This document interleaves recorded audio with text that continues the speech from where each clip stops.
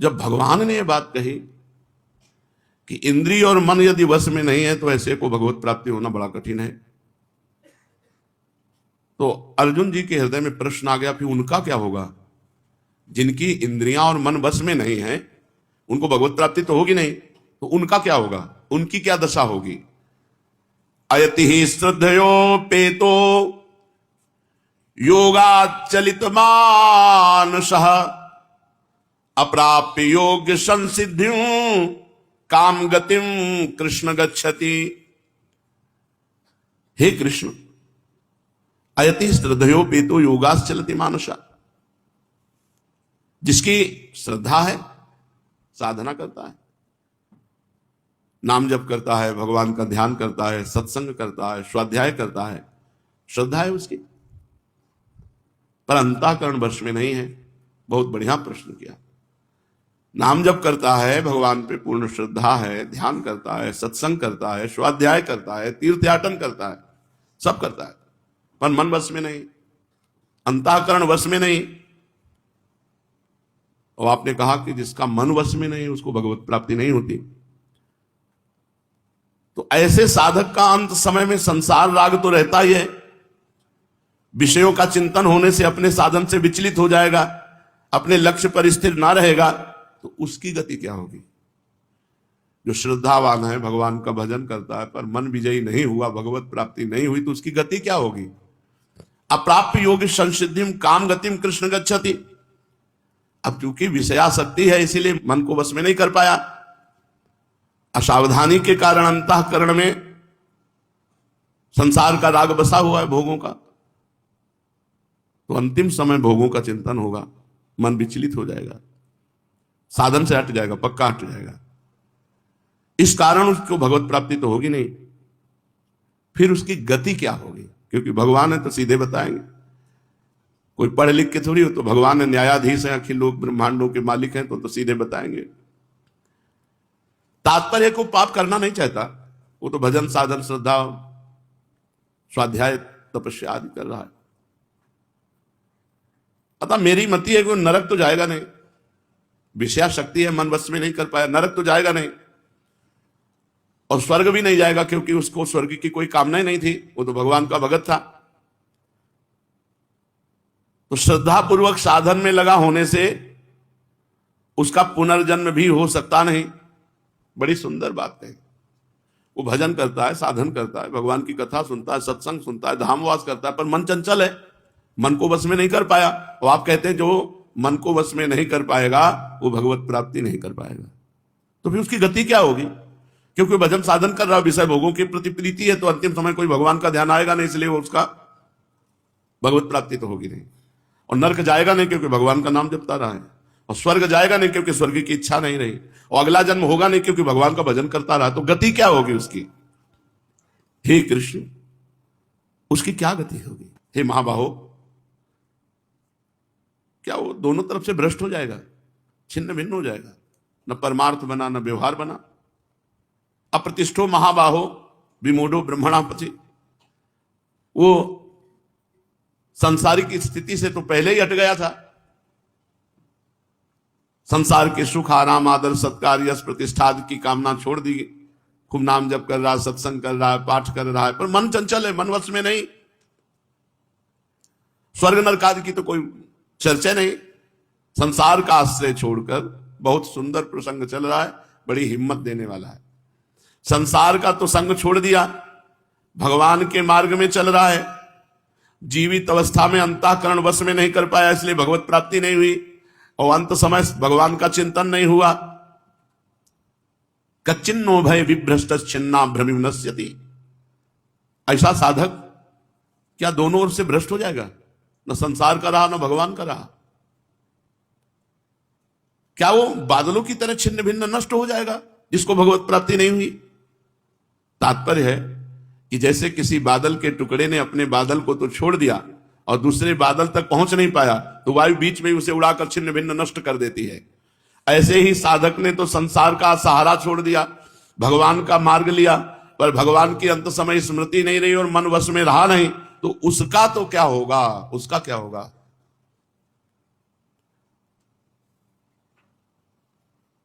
साधक संसार को छोड़ा है, परमात्मा के मार्ग में चला है। अर्जुन का प्रश्न है कि भगवान का अंश है जीव, कभी भगवत तत्व का अभाव तो हो नहीं सकता, और उसके भीतर प्रत्येक साधक के भीतर कहीं ना कहीं भगवान के प्रति तो भाव है, तभी तो चला इस मार्ग में। पर संसार का आकर्षण नहीं छूट पा रहा, खास बात है। तो उसकी गति क्या होगी? नरक जाएगा नहीं, स्वर्ग जाएगा नहीं, भगवत प्राप्ति हुई नहीं, तो क्या वो बादलों की तरह छिन्न भिन्न हो जाएगा, वो नष्ट हो जाएगा? हे भगवान, उसकी गति क्या होगी? बड़ा सुंदर प्रश्न किया अर्जुन ने। हे कृष्ण, मेरे मन में संदेह आ गया है, मेरे इस संदेह का सर्वथा छेदन करने के लिए आपसे बढ़कर कोई योग्य नहीं है, क्योंकि आप पूरे विधाता हैं, क्योंकि संशय का छेदन करने वाला केवल आप ही है। निर्णय तो आप ही बता सकते हैं, आपके सिवाय दूसरा कोई हो नहीं सकता। परमात्मा प्राप्ति के उद्देश्य होने से साधक पाप कर्मों से तो सर्वथा रहित हो गया, स्वर्ग की आकांक्षा नहीं, भगवत प्राप्ति नहीं हुई, क्या वो बादलों की तरह छिन्न भिन्न हो जाएगा? इस संशय का सर्वथा छेदन करने वाला अन्य कोई हो नहीं सकता, क्योंकि इस गुत्थी को केवल आप ही सुलझा सकते हैं। कोई विद्वान अटकल लगा सकता है, क्योंकि वो त्रिकालज्ञ तो है नहीं। इसका उत्तर वही दे सकता है जो त्रिकालज्ञ, तीनों कालों को जानता है, भूत भविष्य वर्तमान। त्रिकालज्ञ आप हैं। अतः ऐसे योग भ्रष्ट की क्या गति होती है? मेरे अंदर ये संशय है, इस संशय को आपके सिवा कोई दूर नहीं कर सकता, आप इसे दूर कीजिए। श्री भगवान उवाच, भगवान बोले, बहुत सुंदर बोले, इसलिए बहुत हिम्मत करके अपने मार्ग में डटे रहने की जरूरत है। हे पृथानंदन, उसका ना तो इस लोक में और ना परलोक में कहीं हानि नहीं हो सकती, उसका विनाश नहीं हो सकता, क्योंकि तात कल्याणकारी साधन करने वाला कोई भी मनुष्य कभी दुर्गति को प्राप्त नहीं होता। जिसको अंत काल में भगवान का स्मरण नहीं हुआ और जीवन भर साधन भजन करता रहा, मन और इंद्रियां वश में नहीं कर पाया, उसका कहीं पतन नहीं हो सकता, दुर्गति नहीं हो सकती। पहली बात तो भगवान ने निर्भय कर दिया, दुर्गति नहीं हो सकती, पतन नहीं हो सकता। पार्थ नैवेह नामुत्र विनाशस्तस्य विद्यते। हे पृथानंदन, सच्चे हृदय से साधन करने वाले मनुष्य का ना तो इस जन्म में पतन होता है और न मरने के बाद ही पतन होता है। तात्पर्य है कि उसकी भजन में जितनी स्थिति बन चुकी है, उससे नीचे वो कभी गिर ही नहीं सकता। ये बहुत सुंदर बात भगवान के इस सिद्धांत में है, तभी हम लोगों की विजय है, नहीं तो दुर्गति पक्की है। क्योंकि मन वश में नहीं, इंद्रियां वश में नहीं, जब जो चाहे वो सब इनकी चाल चलती रहती है। पर हमसे जितना साधन भजन बन गया, अब इससे नीचे नहीं कोई गिरा सकता, उससे नीचे वो नहीं गिरता। उसकी भजन साधन सामग्री अविनाशी है, कभी नष्ट नहीं होती। राधा राधा राधा। उसकी भजन साधना अविनाशी है, कभी नष्ट नहीं होती। उसका उद्देश्य भी कभी नहीं बदल सकता। जय हो। जैसे अपने लोग भजन में लगे, थोड़ा बाला जितना लगे हैं, तो आगे यही भजन बढ़ता चला जाएगा। उद्देश्य नहीं बदल सकता। हमारा जो उद्देश्य भजन का बना है, हमारी दुर्गति नहीं हो सकती, हमारा भजन नष्ट नहीं हो सकता, और हमारा उद्देश्य नष्ट नहीं हो सकता। उद्देश्य नहीं बदल सकता, चाहे वो जितनी बार जन्मे मरे, इसकी बात भगवान ने। बहुत धीमा साधन है तो कई बार जन्म मरण हो सकता है, लेकिन उसकी दुर्गति नहीं होगी, वो नरक नहीं जाएगा, उसका भजन नष्ट नहीं होगा, उसका उद्देश्य नष्ट नहीं होगा। जय हो। काफी तसल्ली मिली। भगवान बोल रहे, कोई और थोड़ी बोल रहा है। हम तो कह रहे हैं कि ना हो भगवत प्राप्ति, यही बार बार हो कि राधा के कुंज में आके हे को कीर्तन सत्संग भजन पाठ पूजा, हमारी भगवत प्राप्ति इतने में काफी है? इतने। अरे वृंदावन धाम का वास है भाई, रोज प्रातःकालीन सत्संग है और भगवत कीर्तन, भगवत वाणी पाठ और श्री जी का दुलार और आरती पूजा, और हमें कौन सी भगवत प्राप्ति चाहिए? मतलब इतने से तो नीचे जाना नहीं, वृंदावन तो छूटेगा नहीं। जितनी स्थिति में आ गए उससे नीचे नहीं उतरना, इतनी काफी है। इतनी तो काफी आ गए कि वृंदावन धाम में वास मिल गया और रात दिन जैसा कुछ बनता है, भजन साधन बन रहा है, अब तो चिंता ही नहीं है। और देखो, ये धामवासियों की बात नहीं है, ये संसार की बात है, पूरे संसार की। धामवासियों का एक पर्सनल सूत्र है जो वृंदावन महिमामृत में लिखा हुआ है, उसको सुना है आपने, घोर पापी को भी भगवत प्राप्ति करानी। मन, ये हमें हितधाम में अनुभव हुआ था कि जब वृंदावन में किसी का शरीर छूटता है तो वृंदा सखी की आज्ञा से सहचरियां आकर उसके कान में राधा नाम सुनाती हैं और वो श्री जी को प्राप्त हो जाता है। तो पूज्य कीर्तनिया बाबा थे, उन्होंने कहा कहाँ लिखा, कहीं पढ़ा क्या आपने? उनका छाती में लिखा पाया है। आज रात्रि में हमको ऐसा अनुभव हुआ। तो उन्होंने कहा हाँ, शरणानंद जी कहते थे, जब उनसे कोई कहता था कि ये किस शास्त्र में लिखा है, तो बोले लिख लो, नया शास्त्र बना लो, नया शास्त्र बना लो, तुझे हिरेन पर मरिबो मंगल आए। कैसे मंगल होता है? सहचरिया कान में आके राधा नाम सुना देते हैं। जितनी भजन की स्थिति बन गई है, इससे नीचे तो कभी उतरना नहीं, नरक जाना नहीं, दुर्गति होनी नहीं। हां, जन्म मरण कई लग सकते हैं, क्योंकि शिथिल साधन होने पर तो कोई घाटे का सौदा तो है नहीं। जन्म और मरण मूर्छा में होता है। जीव को इतना कष्ट होता है कि वो मूर्छित हो जाता है। मूर्छित अवस्था में बाहर निकलता है गर्भ से, और मूर्छित अवस्था में ही मृत्यु होती है। भयंकर कष्ट में मूर्छा आ जाती है, उसका पतन नहीं हो सकता। जैसे भरत मुनि भारतवर्ष का राज्य छोड़कर एकांत में गंडकी नदी के किनारे तपस्या करते थे। वहां दया परवश होकर वे हरिण के बच्चे में आसक्त हो गए, और अंतिम समय उनका स्मरण हिरण का ही हुआ। तो उनको अगला जन्म जो है हरिण का हुआ। परंतु जितनी तपस्या त्याग भजन भरत के शरीर में था, उतने हिरण के शरीर में था। गंडकी नदी में ही शरीर को खड़ा करके निरंतर भगवान के भजन में डूबे रहते। जितनी साधन सामग्री इकट्ठा थी वो हरिण के जन्म में भी नष्ट नहीं हुई। उनको हरिण के जन्म में भी पूर्व जन्म की बात याद थी कि मैं पूर्व जन्म में राजा भरत था, और भजन साधन करके हिरण के चक्कर में फंस के हिरण बना। अतः वे हरिण जन्म में बचपन से ही अपनी मां के साथ नहीं रहे, कभी हरे पत्ते नहीं खाए कि आसक्ति ना हो जाए, सूखे पत्ते खाते। तात्पर्य यह है कि अपनी स्थिति से ना गिरने के कारण हरिण के जन्म में भी उनकी वही साधना चलती रही, उनका पतन नहीं हुआ। इस तरह से पहले मनुष्य जन्म में जिनका स्वभाव सेवा करने का, जप ध्यान करने का रहा है, विचार अपना उद्धार करने का रहा है, वे किसी कारणवश अंत समय में योग भ्रष्ट हो जाएं और पशु पक्षी बन जाएं, तो उनको बहुत अच्छी जगह पशु पक्षी, एक भी माला जपा है वो तुम्हारे जीवन में मंगल करेगा। ये भी अविश्वास मत करो कि इतना माला जप करे, इतना भजन करे, कुछ होगा कि नहीं होगा। देख लो, पशु पक्षी भी बनेंगे तो बहुत वीआईपी जगह के, और बहुत अच्छा वातावरण उनको मिलेगा, भागवतिक वातावरण मिलेगा। अब जैसे यहां भी तो है कुत्ते कबूतर, धाम में पशु पक्षी सब हैं, मंगल में वृंदावन धाम के पशु पक्षी भगवान नाम कीर्तन सुन रहे हैं, खूब अंगूर और फल फूल सेव संतरा लोग आते हैं, बंदरों को डालते, खूब खा पी रहे हैं, भगवान का चिंतन भजन हो रहा है। अब ये भगवान का भजन करते हैं, ये गुटुर को राधे श्याम करते हैं। तुम्हें क्या पता, ये जो कबूतर हैं ये सब भगवान नाम जप करते हैं। मोर पुकारता रहता, कहाँ हो प्रियाज, कहाँ हो प्रियाज, सब ये इनकी भाषा समझ नहीं। उसका भजन स्वभाव संस्कार नष्ट नहीं होगा। कितने ऐसे हमने कुत्ते देखे कि आरती हो रही है तो जैसे शंख बज रहा वैसे वो ऐसे शुरू कर देते, वो सब भागवतिक है। और गौर से देखो, वृंदावन के कुत्तों के अलग अलग तिलक लगे मिलेंगे, किसी के रामानंदी तिलक, किसी के राधा वल्लभी तिलक, अलग अलग सब तिलक मिलेंगे। देखना अलग अलग बनावट होती है कि मान लो अब चूक हो गई, जब इतने बड़े महापुरुष भरत जी हिरण बन सकते हैं तो हम लोगों का हरिराम व्यास जी तो मनाते हैं, वो मन वृंदावन को स्वान, मैं वृंदावन का कुत्ता बना दिया जाए। श्रीपाद प्रबोधानंद जी कहते नाली का कीड़ा बना दिया जाए। ऐसे बहुत से उदाहरण आते हैं कि कोई दूसरे जन्म में ऊंट बन गया, हाथी बन गया, पर उसे ऐसी जगह मिलेगी जहां रोज भगवान का नाम कीर्तन सुन। अब एक हाथी है जहां रोज आरती पूजा होकर घंटा बजाता है, वो भी तो हाथी है। तो देखो पूर्व जन्म के भजन से कैसा हाथी बना कि खूब पकवान और खूब मीठा, सब अच्छे अच्छे पदार्थ खाने को मिलते हैं, और रमण बिहारी की जब आरती होती तो घंटा बजाता है। कितनी बड़ी बात है, पशु योनि में होकर भगवत आराधना बन रही। एक जगह कथा होती थी तो एक काला कुत्ता आकर के बैठ जाता था और कथा सुनता था, और जब कीर्तन करते हुए कीर्तन मंडली नाचती तो कुत्ता भी ऐसे हाथ उठाकर, ये सौभाग्य मिलते हैं। हितधाम में जब सत्संग करते थे तो अंदर आकर के बैठ जाता था कुत्ता। उसको कंठी भी पहनाई गई थी, किसी का चेला भी बन गया था।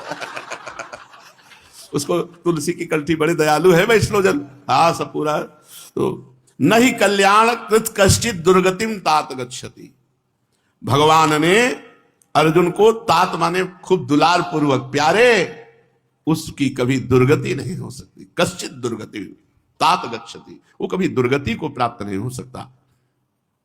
अर्जुन सब नामों में भगवान को पार्थ नाम बहुत प्यारा था।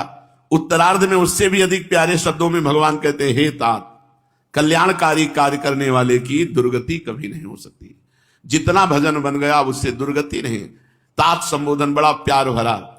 भगवान ने मानो समस्त साधकों के लिए प्यार से आश्वासन देते हुए बात कही कि जो मेरा नाम जप करता है, जो पाठ करता है, जो भजन करता है, जो सत्संग करता है, पर इंद्रियां और मन वश में नहीं हुई, अंतिम समय मेरा स्मरण नहीं हुआ, तो उसकी दुर्गति नहीं होगी। किसी भी साधना से सच्चे हृदय से भगवान की प्राप्ति के मार्ग में लग जाने पर उस साधक की कभी दुर्गति नहीं होती।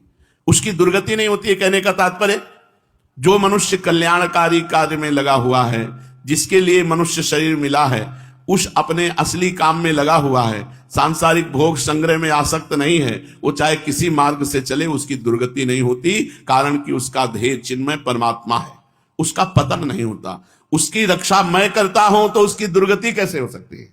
जन्म भले हो सकते हैं, कोई परेशानी नहीं। प्रेमी भक्तों ने तो जन्म मांगा है, जन्म जन्म रति राम पद यह वरदान, जे जो नि जन्मो कर्म बसता राम पद अनुराग हो। भगवान कहते मेरी दृष्टि में रहता है। आज मान लो हम सब भगवान की दृष्टि में हैं, भैया अपनी दृष्टि में रखो, जामना में भेजो, क्या परेशानी है? जो मनुष्य मेरी तरफ चलता है, बहुत ही आनंददायक वचन है, विश्वास करने लायक है और भजन में उत्साह बढ़ेगा। जो मनुष्य मेरी तरफ चलता है, अपना परम हित करने के लिए उद्योग करता है, मैं उसे बहुत प्यार करता हूं। और छुप छुप के प्यार करते हैं, इनकी आदत है छुप के प्यार करना। जैसे किसान सो गया और रात में मेघ बरसे, सुबह जगह देखा पूरी खेती भरी हुई है, ऐसे छुप छुप करके सहायता करते हैं, छुप छुप करके अपने भक्तों को प्यार करते हैं। क्योंकि वास्तव में वो मेरा है, वो संसार का नहीं है, मेरा अंश है। उसका वास्तविक संबंध मेरे साथ है, संसार से नहीं। संसार के साथ उसका वास्तविक संबंध नहीं है। उसने मेरे साथ इस वास्तविक संबंध को, असली लक्ष्य को पहचानने का प्रयास किया। अब निष्फल हो गया तो उसकी दुर्गति नहीं होगी। इसमें हार में भी विजय है। हार गए हम तो भी इसमें विजय, दुर्गति नहीं होगी। उसका किया हुआ भजन नष्ट नहीं हो सकता। कितना भी बड़ा अपराध बन जाए, भजन नष्ट नहीं होता। अपराध का दंड मिलेगा पर भजन नष्ट नहीं होगा। कभी कभी देखने में वो मोहित हुआ सा दिखता है, स्त्री में मोहित हो गया, धन में मोहित हो गया, खान पान में मोहित हो गया, भोगों में मोहित हो गया।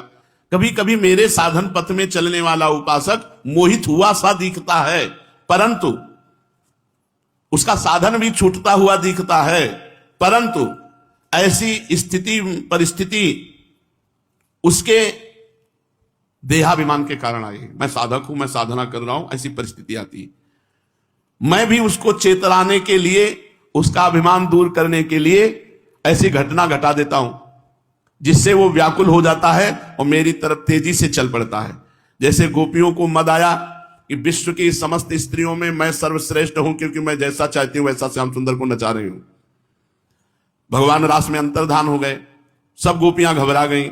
जब वे विशेष व्याकुल हो गई तो भगवान उन्हीं के बीच में प्रकट हो गए। मया परोक्षम भजता तिरोहितम। जब गोपियों ने पूछा तब कहा, तुम लोग मेरा भजन करते हो, मैं तुम लोगों को देखता हुआ ही अंतर्ध्यान हुआ हूं। मैं देख रहा था, एक एक चेष्टा तुम्हारी देख रहा था। तुम लोगों की याद और तुम लोगों का हित मेरे से छूटा नहीं। इस प्रकार मेरे हृदय में साधन करने वालों का बहुत बड़ा आदर का स्थान है। ये जो आप भजन कर रहे हो, भगवान आपको बहुत प्यार कर रहे हैं। इसका कारण यह है कि अनंत जन्मों से भूला हुआ ये प्राणी जब केवल भगवान की तरफ चलता है तो भगवान उसको बहुत प्यार करते हैं। भगवान का प्यार ऐसा है कि तुम्हें जहां खड़े हो वहां आग पैदा करके आगे बढ़ाना और आगे बढ़ाना और आनंद समुद्र तक ले जाना। अब उसको जीव समझ नहीं पाता कि भजन करते हुए इतना कष्ट क्यों, भजन करते हुए प्रतिकूलता क्यों, भजन करते हुए अशांति क्यों। क्योंकि जहां हो अगर वहीं शांति का सुख का अनुभव करोगे तो आगे नहीं बढ़ पाओगे। ये भगवान की विशेष कृपा है कि हम जहां हैं वहां से हमको विचलित करके आगे बढ़ाते रहते हैं। अनेक योनियों में जीव ने बहुत दुख पाया है, अब वो मेरी शरण में आ गया है। अब हम उसको कैसे दुख में खड़े रहने दें? वो सोचता है, जीव का स्वभाव है, जो जहां लगा है वो लगता है इतना ही आनंद है, इतना ही बना रहे। भगवान इतना नहीं बना लेने देंगे, वहां विक्षेप पैदा करेंगे, आगे बढ़ाएंगे। जैसे माता अपने छोटे बच्चे की रक्षा करती है, पालन करती है और हित करती है, ऐसे ही भगवान साधक के साधन की रक्षा करते हैं, साधना की वृद्धि करते हैं, उसका मंगल करते हैं। तात्पर्य हुआ, जिसके भीतर एक बार भजन शुरू हो गया, एक बार भजन के संस्कार पड़ गए, तो ये भजन के संस्कार अविनाशी हैं, कभी छूटने वाले नहीं हैं। कारण कि उस परमात्मा के लिए जो काम किया जाता है वो सत हो जाता है। कर्म चैव तदर्थीयम सदित्येवाभिधीयते, सदित्येवाभिधीयते, अर्थात सत का कभी अभाव नहीं होता। ना सते विद्यते भाव, ना भाव विद्यते सता, ना भाव विद्यते सता, सत का कभी अभाव नहीं होता। इस बात को भगवान यहां कह रहे हैं कि कल्याणकारी भजन करने वाले मनुष्य की कभी भी दुर्गति नहीं होती। उसके जितने सद्भाव बने, जैसा स्वभाव बना है, वो प्राणी किसी कारणवशात किसी योनि में चला जाए, किसी परिस्थिति में पड़ जाए, तो भी उसका सद्भाव कल्याण करके ही छोड़ेगा, उसे परिस्थितियों में फंसा रहने नहीं देगा। अगर वो किसी कारण से किसी नीच योनि में भी चला जाता है, तो वहां भी अपने सजाती योनि वालों की अपेक्षा उसके स्वभाव में फर्क रहेगा। जिसका स्वभाव अच्छा बन गया है, जिसका स्वभाव सद्भाव बन गया है, वो जैसे नीच योनि में सांप बिच्छू आदि भी बन जाए, तो वो सांप बिच्छू आदि के अनुरूप व्यवहार नहीं करेगा, वो शांत रहेगा, किसी को काटेगा नहीं, किसी को दुख नहीं देगा। यहां एक शंका होती है कि अजामिल जैसा शुद्ध ब्राह्मण भी वैश्यागामी हो गया, बिल्व मंगल भी चिंतामणि नाम की वैश्या के वश में हो गए, तो इनका इस जीवित अवस्था में पतन कैसे हो गया? इसका समाधान यह है कि लोगों को तो उनका पतन हो गया ऐसा दिखता है, पर वास्तव में उनका पतन नहीं हुआ, क्योंकि परिणाम देखना चाहिए, क्रिया का परिणाम। जीवन भर वैश्यागमन करता रहा जामिल, लेकिन परिणाम परम पद मिला ना। भगवान की तरफ कदम चलने वाले को कभी दुर्गति नहीं होती। इतने आसक्त बिल्व मंगल चिंतामणि वैश्या पे परिणाम बिल्व मंगलाचार्य बन गए। परिणाम क्या हुआ? बीच की स्थिति नहीं देखनी, परिणाम क्या हुआ? उद्धार हुआ। अजामिल को लेने के लिए भगवान के पार्षद आए, बिल्व मंगल तो भगवान के भक्तों के आचार्य बन गए। जो पहले सदाचारी रहा है उसका अंत उद्धार है, बीच में भले दुराचारी हो गया हो। जानबूझ के दुराचारी मत बनना आके अंतिम में तो अजामिल के लिए पार्षद आए थे तो मेरे लिए बीमार नहीं आएगा, जानबूझ के अगर जहर खाओगे तो मरी जाओगे। ये उनकी बात है कि चूक हो गई, चूक हो गई। अब याद से कि भक्त का तो कभी पतन होता नहीं, तो जितने उपद्रव हैं वो सब कर डालें, तो भी भगवान के भी हथकंडे भी बहुत लंबे हैं, वो भी ऐसे लंबाई से खींचेंगे तुम्हें कि अपने आप चीख पड़ोगे। होश में चलो, कहीं बेहोश हो गए तो भगवान संभाल लेंगे, कहीं अगर बेहोश हो गए तो भगवान संभाल लेंगे। करो सदा तिनके रखवारी, जिम बालक राखे महतारी। बीच में भले भक्त की दशा बिगड़ जाए, परिणाम उसका अच्छा होगा। इसीलिए किसी भक्त को देख करके उसकी निंदा या अवहेलना मत करो। भगवान का दास है, आज वो ठोकर खा के गिर रहा है, लेकिन उसको उठाने वाला बहुत बड़े अजान बाहु है, वो भगवान का दास है। इसलिए बहुत सोच समझ करके, अगर उससे गलती भी हो रही तो प्रणाम करके निकल जाओ, उसकी निंदा मत करो। वो भगवान का दास है, आज चूक हो गई उससे, लेकिन वो अभयद भुज दंड मूल पीनंस सानुकूल, जिनकी भुजाएं अपने भक्तों को अभय देने के लिए फड़कती रहती है। भगवान की भुजाएं भक्तों को अभय देने के लिए, भगवान की भुजाओं में जो बल है किसके लिए है? भक्त द्रोहियों का विनाश करने के लिए, भक्तों को अभय करने के लिए है। इसलिए कुसंग से बचो, भगवान के मार्ग में हो। किसी का कुसंग अगर हो गया, असावधानी हो जाएगी, आचरण भ्रष्ट हो जाएगी, साधन बिगड़ जाएगा। काहे को इतना समय बर्बाद करोगे? अंतिम तो परिणाम मंगल में होगा, लेकिन बीच कितना बिगड़ सकता है। भरत जी का कुसंग नहीं हुआ था, लेकिन ममता कर ली थी तो तीसरे जन्म में भगवत प्राप्त हुए। और अपने कुसंग हो गया तो कितने जन्म भटकने पड़ सकते हैं। भगवान ने बताया कि मेरे भक्त का भजन मार्ग में बाधा पड़ने पर भी, भगवत प्राप्ति ना होने पर भी, ना तो नरक जाना पड़ेगा ना स्वर्ग जाना पड़ेगा। हां, जन्म अनेक हो सकते हैं, उसका परिणाम बड़ा मंगल में होगा। आगे भगवान वर्णन करते हैं कि प्राप्य पुण्य कृताम लोका नुषित्वा शाश्वती समा शुचीनाम श्रीमताम गेहे योग भ्रष्टो भी जायते। इसकी व्याख्या कर लो। श्री राधा वल्लभ लाल।